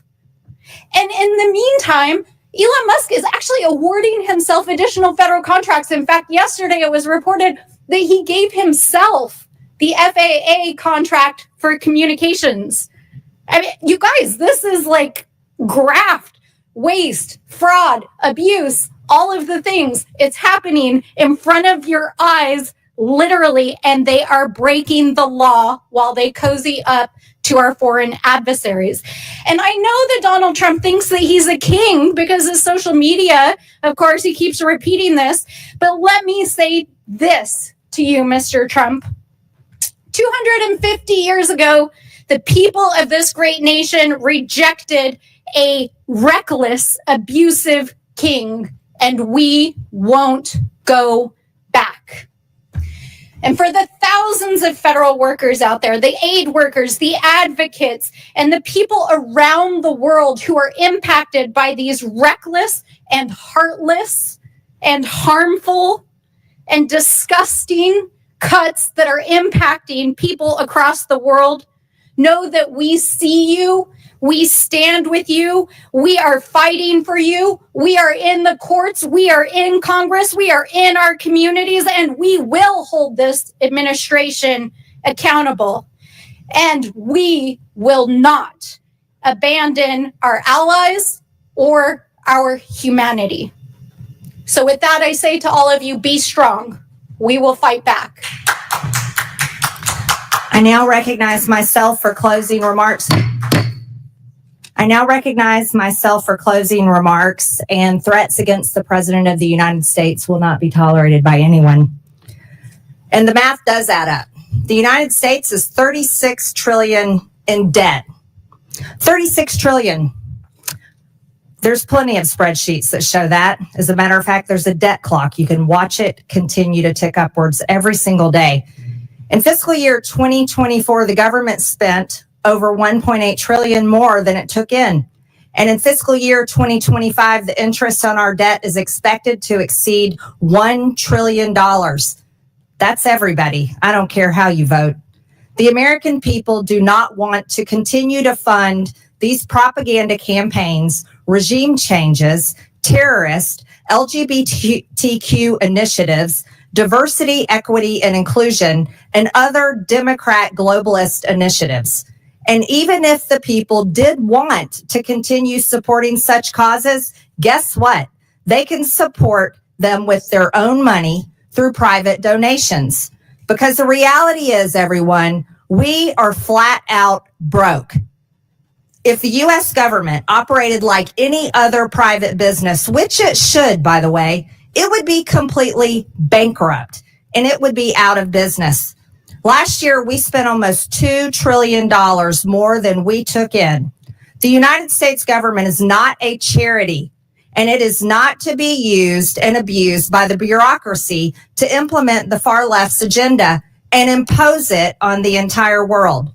Again, 96% of all political contributions from USAID employees go to Democrat Party candidates or PACs. Perhaps that's why we're hearing all the complaining. The revolving door between USAID employees and NGOs that receive USAID funding is undeniable. Maybe we should consider investigating whether USAID funding has made it back to Democrat campaigns. Has it affected elections? The real questions the American people deserve to know answers to are these. Why are we funding 9 out of 10 news outlets in Ukraine?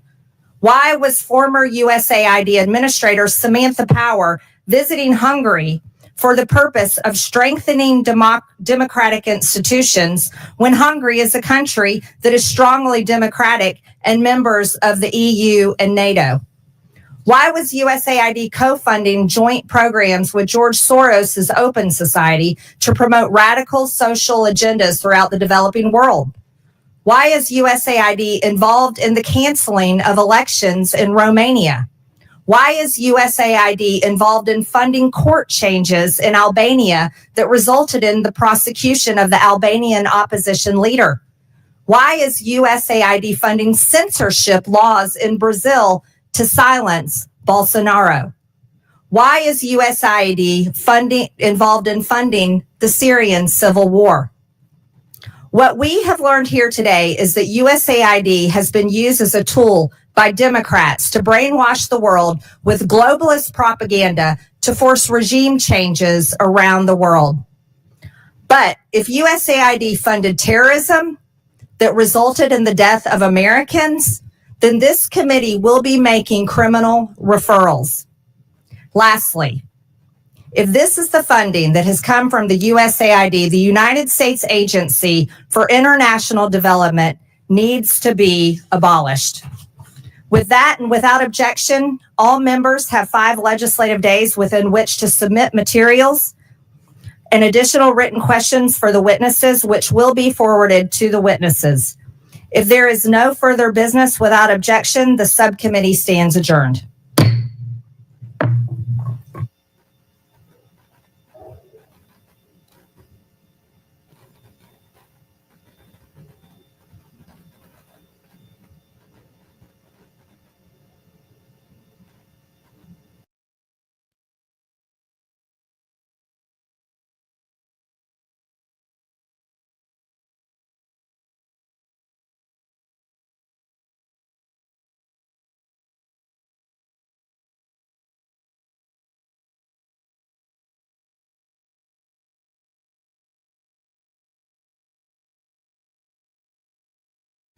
I recognize myself for the purpose of making an opening statement. Good morning. I want to welcome everyone today to today's DOGE subcommittee hearing on U.S. foreign aid. This hearing comes at an important time, a time where all of us are witnessing billions of dollars in taxpayer waste, fraud, and abuse being exposed across every agency of our federal government.